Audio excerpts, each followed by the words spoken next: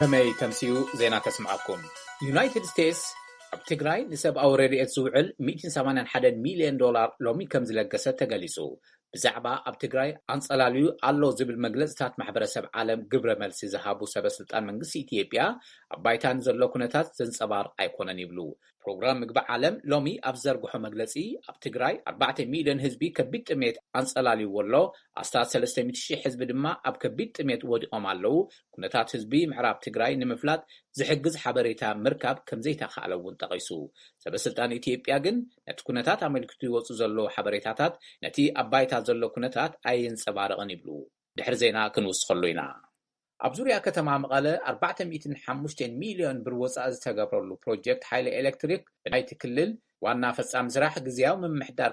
ዶክተር አብርሃም በላይ ተመሪቑ ኣገልግሎት መሃብ ምጅማሩ ኣገልግሎት ዜና ኢትዮጵያ ጸብጺቡ እቲ ፕሮጀክት ን25,000 መራሕቲ ስድራ ተጠቀምቲ ሓይሊ ኤሌክትሪክ ከም ዝገብር ተገሊጹ ይብል እቲ ዜና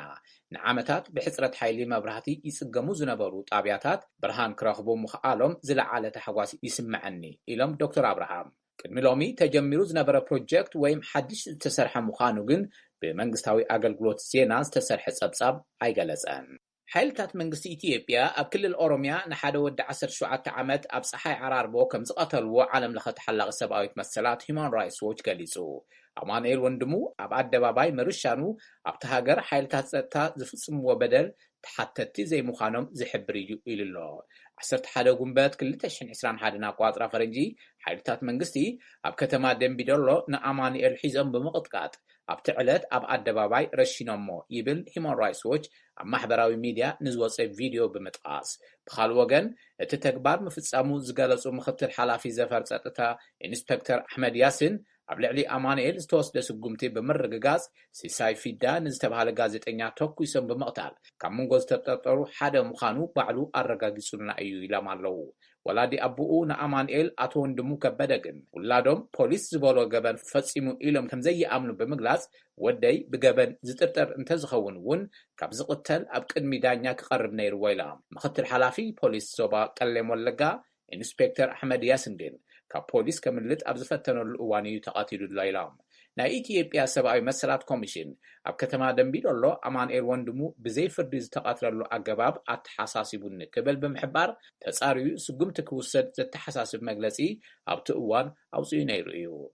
4 ኣባላት ቤት ምኽሪ ዩናይትድ ስቴትስ ኣብ ኢትዮጵያ ኩናትን ዘብጽሖ ዘሎ ሓደጋን ቀጺሉ ኣሎ ክብሉ ምኹናኖም ኣብ ሰሙን ኣብ ዘውጽእዎ መግለጺ ምሕባሮም ዝዝከር እዩ እቲ መግለጺ ብሚልዮናት ዝቝጸር ህዝቢ ንጥሜት ተቓሊዑን ተመዛቢሉን ይብል መንግስቲ ኢትዮጵያ ግን ማሕበረሰብ ዓለም ዘይተጻረየ ሓበሬታ ተቐቢሉ ብምግዋሕ ዝሓዞ መርገጺ እዩ ይብል መስፍን ኣራጌ ንዝለኣኾ ጸብጻብ ሰራፍ ሰሃየክ ተቕርቦያ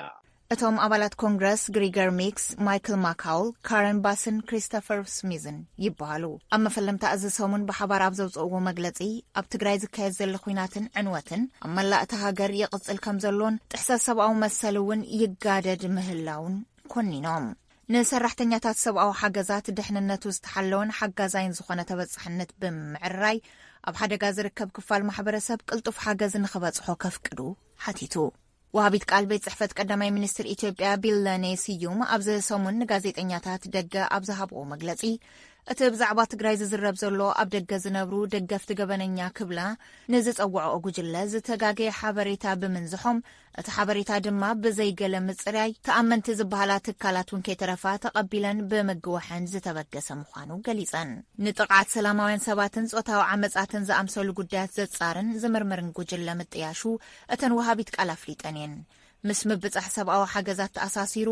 ዝለዓሉ ጥርዓናት እውን ንምንቅስቓስ ኣጸገምቲ ኣብ ዝኾኑ ከባብታት ከይተረፈ ብሰራዊት ተዓጂቦም ሓገዛት ናብቶም ዝተጸገሙ ክበጽሑ ይግበር ምህላው ሓቢረን እየን ይኹን እምበር ንሓገዝ ሰብኣውያን ኣምሲሎም ኣጽዋራት ከእትዉ ዝፈተኑ ርኡይ መረዳእታ ኣለና ኢለን ንሰን ወሲኸን ሰብኣዊ ሓገዛት ይባጽሕ ኣብ ዘለሉ ኩነታት ጥሜት ኣጋጢሙ እናተባህለ መሰረት ዘይብሉ ክስን ጸለመን ንኻልእ ፖለቲካዊ ድሌት ንምፍጻም ዝዓለመ ኢለን መስቲ ኣብ ቀረባ ክካየድ ተሓሲቡ ዘሎ ሃገራዊ መረጻ ተታሒዙ ካብ ፖሊስ ፌደራል ላዕለዋይ ዓቃቢ ሕጊ ሃገራዊ ኣገልግሎት ሓበሬታን ድሕንነትን ሚኒስትር መከላኸልን ተወከልቲ ክልልን ዝተዋጹ ሃገራዊ ኮሚቴ መረጻ ተጣይሹ እቲ መረጻ ሰላማውን ሕጋውን ክኸውን ይስራሕ ምህላው ሓቢረን ሚኒስትር ጉዳያት ወጻኢ ኣብ ቀረባ ዘውፅኦ መግለፂ ከም ዝሕብሮ ምስ ሕወሓት ዝተጀመረ ኩናት ጠጠው ክብልን ናብ ዘተኽእቶን ዘተሓሳስብ ተደጋጋሚ ጻውዒት መንግስቲ ከም ዘይቕበሎ ገሊጹ ሕወሓት ሉዓላውነትን ሕገ መንግስትን ኢትዮጵያ ዝደፈረ እዩ ምባሉ ዝዝከር እዩ። እዚ ከምዚ ኢሉ እናሃለወ ዳይሬክተር ዓለም ለኸ ትካል ልምዓት ዩናይትድ ስቴትስ ሳማንታ ፓወር ንምኹናን ምትሕብባር ይሓትት ኣብ ትግራይ ዘሎ ቅልውላው ንኸብቅዕ ሓገዛት ረድኤት ብህፁፅ ንዘድልዮ ህዝቢ ንኽባጻሕን ንመንግስቲ ኢትዮጵያ ብሓደ ድምፂ መልእኽቲ ከነመሓላልፍ ኣብ እንኽእለሉ ጉዳይ ንምብራህ ምስ ሚኒስትራት ለገስቲ ሃገራት ሕዚ ዘተጌርና ክብላ ትማሊ ኣብ ትዊተርን ጽሒፈን እየን። ነመስግን ሳራ ጠቕላል ዓቃቢ ሕጊ ፌደራል ኢትዮጵያ ኣብ ክልል ቤንሻንጉል ጉሙዝ ዞባ መተከል ኣብ ዝተፈላለዩ ከባቢታት ኣብ ልዕሊ ተወለድቲ ኣምሓራ ኣብ መቕተልቲ ኣብ ምምዝባልን ዕንወት ንብረትን ተሳቲፎም ኣብ ልዕሊ ዝበሎም ውልቀ ሰባት ክሲ ምምስራቱ ኣፍሊጡ ካብ መንጎቶም ተኸሰስቲ በብደረጁ ዝርከቡ ኣባላት ኣመራርሓ ከም ዝርከብዎም ናይ ፌደራል ዓቃቢ ሕጊ ናይ ዝተወደበን ዶብ ተሳገርትን ገበናት ዳይሬክተር ጀነራል ኣቶ ተመስገን ላጲሶ ንቪኦኤ ገሊጾም ይብል ጸብጻብ ኣስቴር ምስጋናው። ንስልጠና ናብ ኤርትራ ዝተለኣኹ ኣሽሓት ወታደራት ሶማልያ ኣብ ግጭት ትግራይ ምስታፎም ናይ ሕብራት መንግስታት ቤት ምክሪ ሰብኣዊ መሰላት ሓድሽ መርትዖ ድሕሪ ምቕራቡ ኣብ ልዕሊ መንግስቲ ሶማልያ ድፍኢት ሓይሉ ኣሎ። ወለዲ ናይቶም ዝጠፍኡ ወታደራት ነቲ ክሲ ንዝነጽጉ ፕሬዚዳንት መሐመድ ዓብዱላሂ መሐመድ ፋርማጆ ይኸሱ። ናይ ፓርላማ ኮሚቴ እቶም ወታደራት ኣበይ ኣተው ንዝብል ምርመራ ክካየድ ይሓትት ኣሎ። ኣብዚ ሰሙን ዝወፅእ ሓደ ናይ ሕብራት መንግስታት ቤት ምክሪ ሰብኣዊ መሰላት ጸብጻብ ኣብ ኤርትራ ዝሰልጠኑ ወታደራት ሶማልያ ኣብ ኩናት ክልል ትግራይ ተሳቲፎም ይብል። መንግስቲ ሶማልያ ግን ወታደራቱ ኣብ ትግራይ ኣይተሳተፉን ክብል ብተኸታታሊ ክነጽጎ ጸኒሑ ኣሎ። ወለዲ ናይቶም ወታደራትን መራሕቲ ተቃወምትን እንተሓተቱ እውን ፕሬዚዳንት ፋርማጆ ብዛዕባ እቶም ወታደራት ዛጊድ ርእይቶ ኣይሃብሉን። ኣብ ፓርላማ ሃገር ኮሚቴ ጉዳያት ወጻኢን ዓለም ለኸ ርክባትን ብዛዕባ እቲ ጉዳይ ናብ ቤት ጽሕፈት ፕሬዚዳንት መብርሂ ክወሃቦ ክልተ ደብዳቤታት እንተለኣኸውን መልሲ ኣይረኸበን። ኣባል ኮሚቴ መሐመድ ሓሳን ኢድሪስ እቶም ፕሬዚዳንት ንጉዳይ ሃገራዊ ድሕነት ሓላፍነት ክወስዱ ኣለዎም ይብሉ። ኣብ ሰነ 2018 ኣቋፅራ ፈረንጂ መራሕቲ ሶማልያ፣ ኢትዮጵያ፣ ኤርትራን ኣብ ጸጥታ ፖለቲካውን ቁጠባውን ምትሕብባራት ስምምዕ ፈሪሞም እዮም። 160 ሚልዮን ቆልዑ ወይ ሓደ ካብ 10 ቆልዑ ዓለም ኣብ ናይ ጉልበት ስራሕ ተዋፊሮም ከም ዝርከቡ ሓደ ሓድሽ መጽናዕቲ ኣፍሊጡ። ካብ 2016 ኣቋፅራ ፈረንጂ ጀሚሩ ብ8.4 ሚልዮን ወሲኹሎ። ዓለም ለኸ ናይ ስራሕ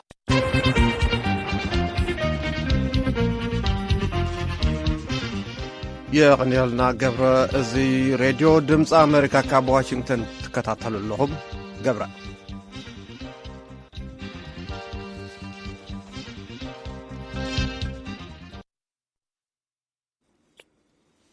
ዩናይትድ ስቴትስ ኣብ ትግራይ ንሰብኣዊ ረድኤት ዝውዕል $181 ሚልዮን ሎሚ ከም ዝለገሰት ተገሊጹ።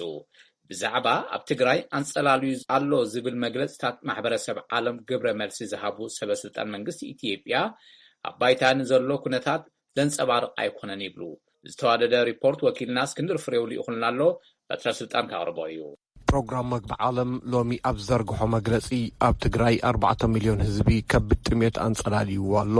ኣስታት 300,000 ህዝቢ ድማ ኣብ ከቢድ ጥሜት ወዲቑ ኣሎ።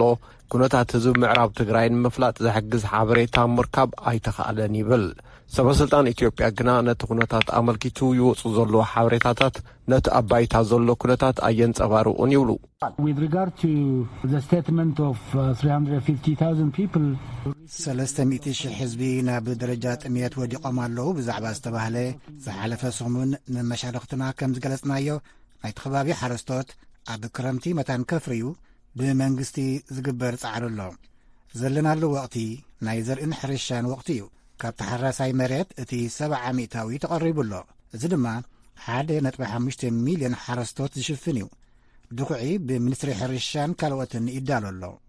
ካልኦት ወሃብቲ ርእይቶ ኣብ ትግራይ እቲ ናይ 77 ዓይነት ጥሜት ክምለስ እዩ ከም ዝብሉ ብምዝኽኻር ንሶም ግና ዘይመስል እዩ ክብሉ ገሊጾም ኣለዉ። ኣምባሳደር ዲና ሙፍቲ ፕሮግራም ምግቢ ዓለም ህጹጽ ረድኤት እኽሊ ብሕልፊ ናብ ገጸራት ትግራይ ምብጻሕ ከም ዘይተኻእለን